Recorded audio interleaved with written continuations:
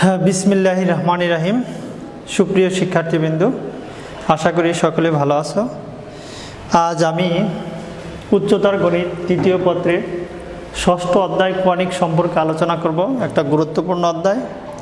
এই অধ্যায় থেকে প্রতি বছর ভর্তি পরীক্ষা এবং বোর্ড পরীক্ষায় প্রশ্ন থাকে। এখন আমি কণিক জিনিসটা কি একটু আমি দেখাচ্ছি। আমরা একটা কোন আইসক্রিম আঁকলাম। এই আইসক্রিমের আমরা যদি ভূমির তলের সমান্তরাল করে আঁকি তাহলে আমরা যে শেপটা পাবো তাকে আমরা বৃত্ত বলি। একটু করে যদি বাঁকা করে আঁকি তাহলে আমরা যে শেপটা পাবো তাকে আমরা উপবৃত্ত বলি। আমরা একটু তল ঘেঁষে যদি কাটা হয় তবে আমরা তাকে পরাবৃত্ত বলি। আসলে কণিকের মূল আলোচনা হলো পরাবৃত্ত, উপবৃত্ত এবং অধিবৃত্ত। অধিবৃত্তের শেপটা আমরা একটু দেখি। আমরা দুই পাশে দুইটা কোনো আইসক্রিম আঁকলাম। দুই পাশে যদি তল ঘেঁষে আঁকা হয় তাহলে সেই শেপটাকে আমরা অধিবৃত্ত বলি। এখন আমরা আজকে মূলত আলোচনা করব পরাবৃত্ত নিয়ে, এবং তার আগে আমরা কণিকের সংজ্ঞাটাও বলে যাব।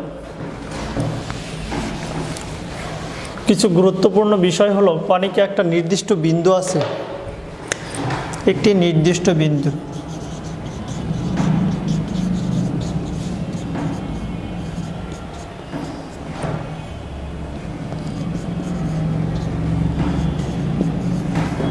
যার নাম উপকেন্দ্র, ফোকাস। একে এস দ্বারা প্রকাশ করা হয়। একটি নির্দিষ্ট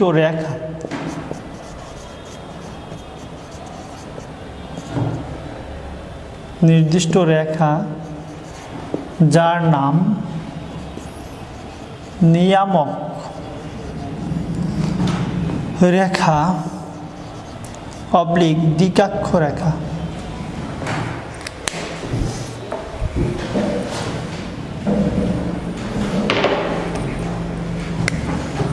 দ্বিকাক্ষ রেখা, একে এম জেড এম ড্যাশ দ্বারা প্রকাশ করা হয়।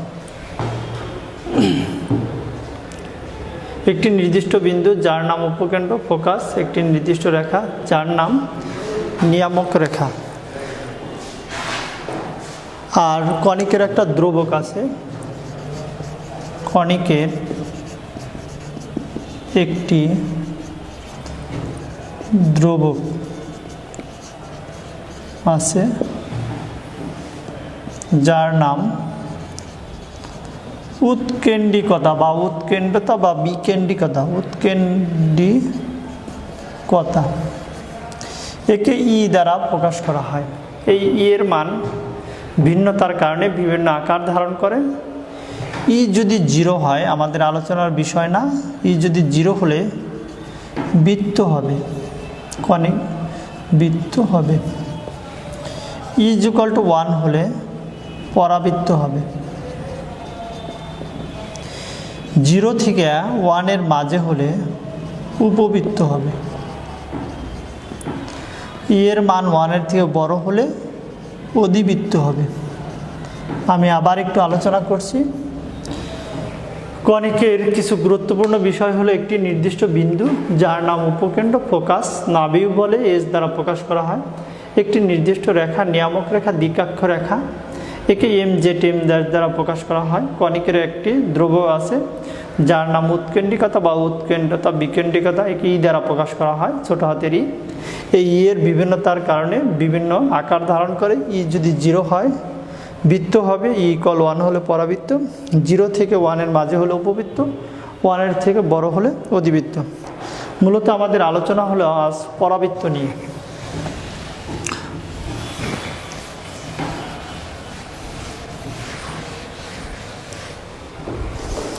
পরাবৃত্তর বিভিন্ন আকার আমি লিখে দিচ্ছি। Y square is equal to 4x, y square equal -4x x square is equal to 4ay, x square equal minus 4ay। আমরা মূলত ওয়াই স্কোয়ার ইকুয়াল 4ax নিয়ে আলোচনা করব এবং এই সূত্রটা কিভাবে আসলো আমরা একটু প্রমাণ করার চেষ্টা করি।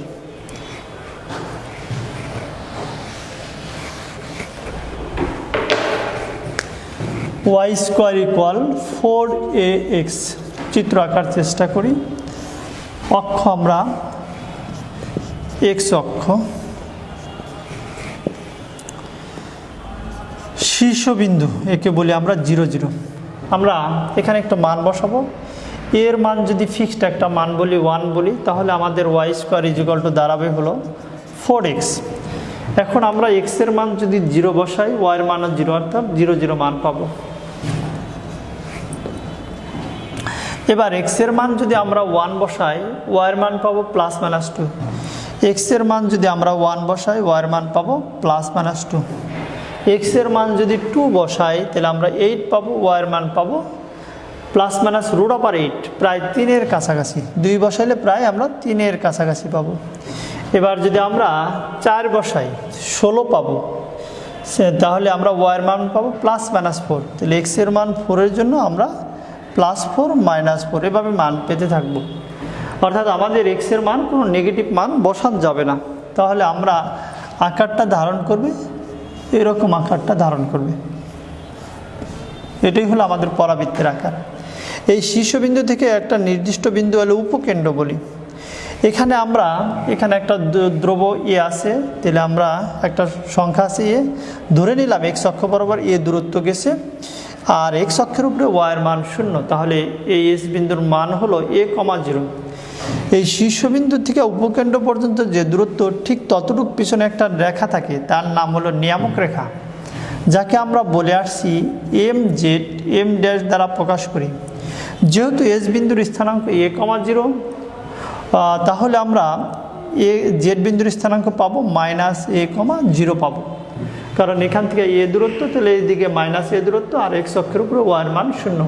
এই জেড বিন্দুকে বলা হয় অক্ষ এবং নিয়ামক রেখার ছেদবিন্দু। এই রেখাটাকে বলে অক্ষরেখা। এবার পরাবৃত্তের আমরা বিভিন্ন মানের জন্য বিভিন্ন জায়গায় আমার মান একই পাবো। আমরা px একটা বিন্দু ধরে নিলাম, আমরা sp যোগ করে দিলাম, আমরা এখানেও যোগ করে দিলাম।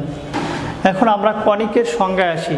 একটি নির্দিষ্ট বিন্দু, একটি নির্দিষ্ট রেখা, একটা নির্দিষ্ট বিন্দু হলো উপকেন্দ্র এবং একটি নির্দিষ্ট রেখা নিয়ামক রেখা, তার দ্বারা গঠিত সমতলের উপর একটা নির্দিষ্ট বিন্দু এবং একটি নির্দিষ্ট রেখা, তার দ্বারা গঠিত যে সঞ্চার পথ তাকে আমরা কণিক বলে থাকি। আবার বলছি, একটি নির্দিষ্ট বিন্দু এবং একটি নির্দিষ্ট রেখার দূরত্বের অনুপাত, একটি নির্দিষ্ট বিন্দু একটি নির্দিষ্ট রেখার দূরত্বের অনুপাত যদি ধ্রুব হয়, তার দ্বারা গঠিত যে সঞ্চার পথ তাকে আমরা কণিক বলে থাকি। অর্থাৎ আমরা সংজ্ঞায় আসি, SP/PM ইকুয়াল হলো E।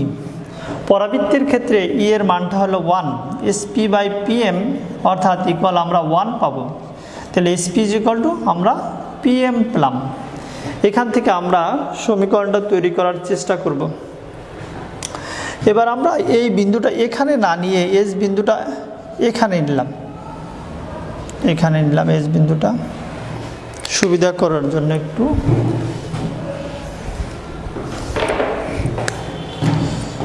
এ কবা আমরা 0 আঁকলাম। এবার আমরা সংজ্ঞায় বলে আসছি SP equal to PM। P হতে অক্ষের উপরে একটা লম্ব আঁকলাম, এই বিন্দুটার নাম দিলাম N। তাহলে এই বিন্দুর স্থানাঙ্ক x, আমরা 0 পাবো। এখন দেখি আমরা SP ইকুয়াল টু PM আর হলো ZN, একই কথা, ZN পাবো। PM, তাহলে PM আমরা দূরত্ব নির্ণয়ের সূত্র √x - a whole square plus y - 0 whole square সমান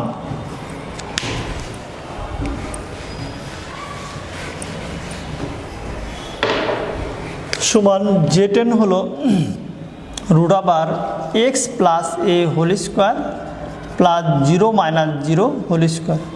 অর্থাৎ আমরা দুই পাশে বর্গ করে দিলে x - a whole square plus y square equal x plus a whole square আমরা পাবো। তাহলে ওয়াই স্কোয়ার ইকুয়াল হলো x plus a whole square minus x minus a whole square. সুতরাং আমরা y square is equal to আমরা a plus b whole square minus a minus b whole square 4ab, অর্থাৎ আমাদের আকার তৈরি হয়ে গেল। এখান থেকে এই y square is equal to 4ax এর কিছু গুরুত্বপূর্ণ সূত্র আছে, সূত্রগুলো আমি একটু প্রমাণ করার চেষ্টা করব।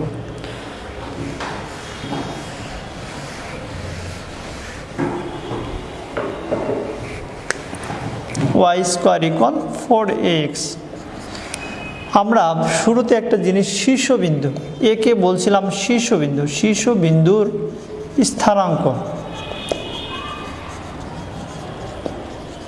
একে এ দ্বারা প্রকাশ করি 0,0। এসকে বলছি উপকেন্দ্র, উপকেন্দ্র বা ফোকাস, উপকেন্দ্রের স্থানাঙ্ক এস a,0।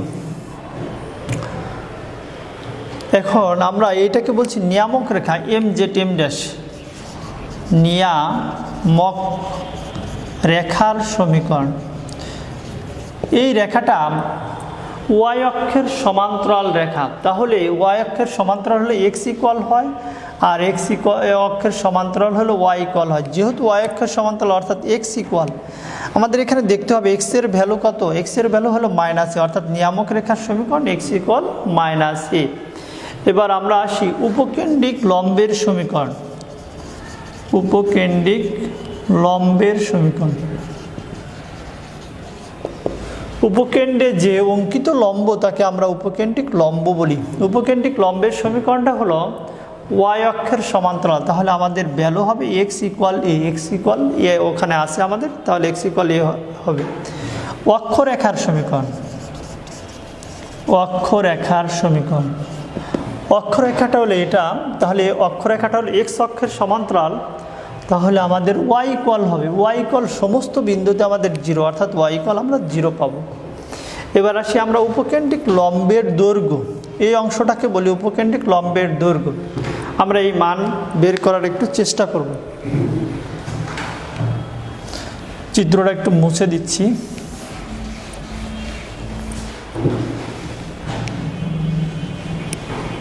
নতুন করে এঁকে দিচ্ছি।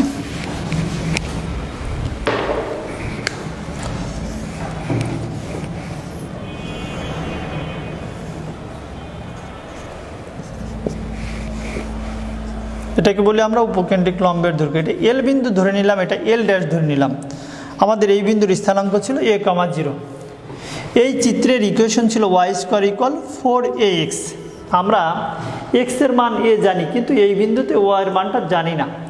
এক্সের মান যেহেতু এ, অর্থাৎ 4a ইন্টু এ লিখলাম, অর্থাৎ 4a স্কোয়ার পাবো।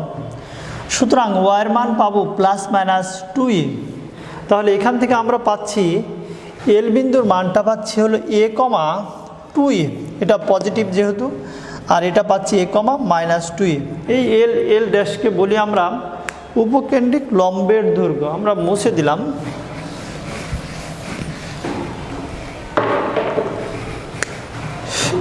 এল ড্যাশ বের করে দিচ্ছি, √, ভুজদ্বয়ের অন্তর তার স্কোয়ার প্লাস কোটিদ্বয়ের অন্তর তার square equal √4a whole square equal আমরা 4a পাবো, কারণ হলো দৈর্ঘ্য, প্লাস মাইনাস হবে না, পজিটিভ হবে। সুতরাং পরম মান দিব উপকেন্দ্রিক লম্বের দৈর্ঘ্য সমান হলো পরম মান 4a। এই 6টা সূত্র আমাদের খুবই গুরুত্বপূর্ণ, এগুলো আমাদের মুখস্থ রাখতে হবে, এবং যেভাবে প্রমাণ করার চেষ্টা করলাম আশা করি বের করতে পারবো। এবার আসি আমরা একটা পরাবৃত্ত এবং একটি সরলরেখা, অর্থাৎ আমরা যে আকারগুলো বের করলাম এটা হলো ওয়াই স্কোয়ার ইকুয়াল 4ax। এবার যদি ওয়াই স্কোয়ার ইকুয়াল -4ax হয়, তাহলে চিত্রটা কী ধরনের হবে একটু দেখি আমরা। চিত্রের মাথাটা আমাদের ঘুরে যাবে, এ পাশে নিয়ামক রেখা চলে যাবে, এটা এস হবে, এস বিন্দুর মানটা হবে -a0, এটা হলো a,0 হবে, এটা 0 0ই থাকবে। এবার আমরা এক্স স্কোয়ার ইকুয়াল হলো 4ay, চিত্রটা কী ধরনের হবে চিত্রগুলো একটু জাস্ট দেখাচ্ছি। চিত্রের আকারটা হবে এই ধরনের, নিয়ামক রেখা এ বরাবর থাকবে, M Z M dash S বিন্দু 0, এ হবে, এ বিন্দু হলো 0 0 হবে, আর জেড বিন্দু হলো 0, -এ। তদ্রূপ নেগেটিভ হলে আমার নিচের দিকে যাবে। ঠিক আগের মতোই একে বলি শীর্ষবিন্দু 0 0 উপকেন্দ্র হলো 0 এ, নিয়ামক রেখার সমীকরণ এক্স অক্ষের সমান্তরাল অর্থাৎ y -এ, এটা উপকেন্দ্রিক লম্বের সমীকরণ y a, উপকেন্দ্রিক লম্বের দৈর্ঘ্য 4a। এবার অক্ষরেখা হলো এটা y অক্ষের সমান্তরাল অর্থাৎ x আমরা 0 পাবো। এই বিন্দুকে বলে শীর্ষবিন্দু, এই রেখাকে বলে শীর্ষবিন্দুতে স্পর্শকের উপর লম্ব রেখা, আর জেডকে বলি অক্ষ এবং নিয়ামক রেখার ছেদবিন্দু। অক্ষরেখা এবং নিয়ামক রেখা সবসময় পরস্পর লম্বভাবে থাকে। এবার আমরা একটা পরাবৃত্ত এবং একটি সরলরেখা স্পর্শ করার শর্ত বের করব। y² = 4ax আর y = mx + c। এই পরাবৃত্ত মানে একটা দ্বিঘাত সমীকরণ, এই পরাবৃত্তটা এটা সরলরেখাকে স্পর্শ করবে কোন শর্তে, এবং সেই স্পর্শ বিন্দুর প্রশ্নটা আসলো, মান বের করো। আমরা y এর মানটা এখানে বসাবো, mx + c মান বসিয়ে দিলাম, ইকুয়াল হলো 4ax পাবো। আমরা সূত্রটা স্বাভাবিক নিয়মে ভাঙাবো, a + b whole square 2amxc + c² -4ax = 0। এটা x এর একটা দ্বিঘাত সমীকরণ। 2mc - 4ax + c² ইকুয়াল হলো 0। একটি রেখাকে একটা বক্ররেখা স্পর্শ করার শর্ত হলো পৃথকের মান 0 হতে হয়। পৃথক বা নিশ্চয়ক আমরা যেটা জানি, আমি নিশ্চয়ক লিখে দিলাম, নিশ্চয়ক সমান 0। নিশ্চয়ক কাকে বলি? b² - 4ac কে নিশ্চয়ক বলি, 4ac। বি কার সহগ? বি হলো এক্স এর সহগ, এ হলো x² এর সহগ, আর সি কে আমরা ধ্রুবপদ বলে থাকি। তাহলে আমরা বি এর মানটা হলো 2mc - 4a হোল স্কোয়ার -4, এর মান m² c² ইকুয়াল হলো আমাদের 0। এখান থেকে আমরা একটা সম্পর্ক বের করব।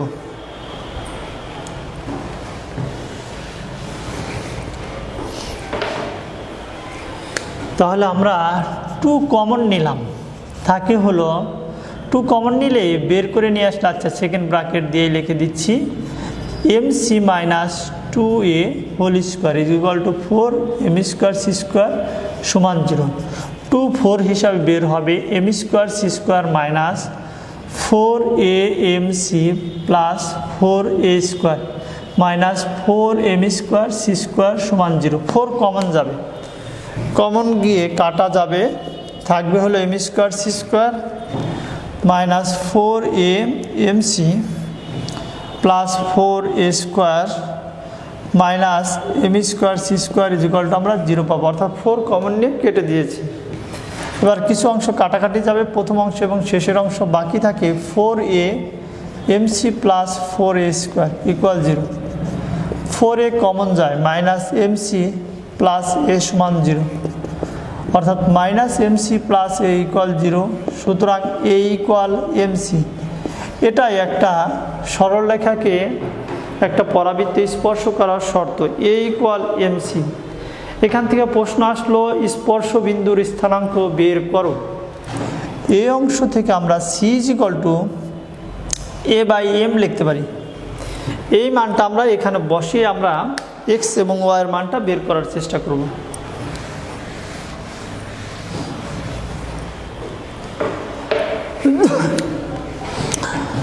m² x² + 2m, এর সির মান হলো a/m, এখানে বসাচ্ছি। এটা আমরা 1 নম্বর দিয়ে গেলাম, তাহলে 1 নং হতে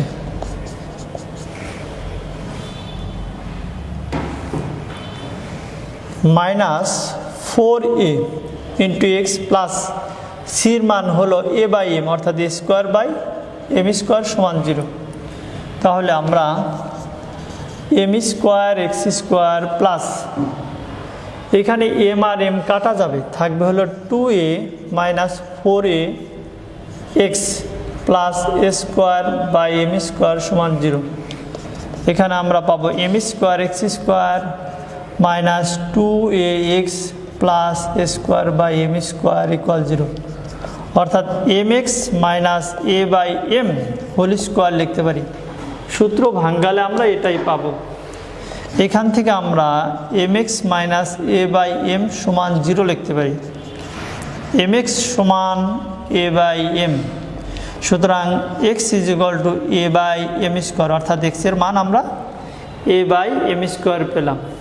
তাহলে আমরা যেহেতু জানি y equal m x plus c, এখানে আমরা সি এবং এক্সের মান বসালে ওয়াইয়ের মানটা পেয়ে যাব।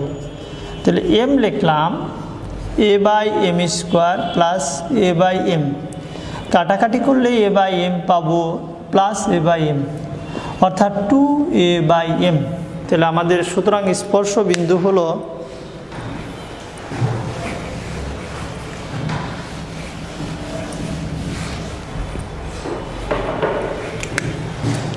স্পর্শ বিন্দুর স্থানাঙ্ক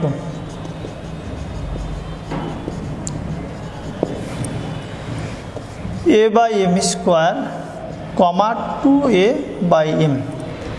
আশা করি বুঝতে পেরেছ।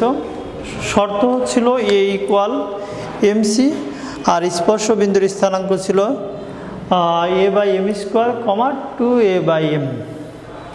এই অধ্যায়ের মূলত বেসিক আলোচনা এই পর্যন্তই। আজকের মতো এই পর্যন্ত। আল্লাহ হাফেজ।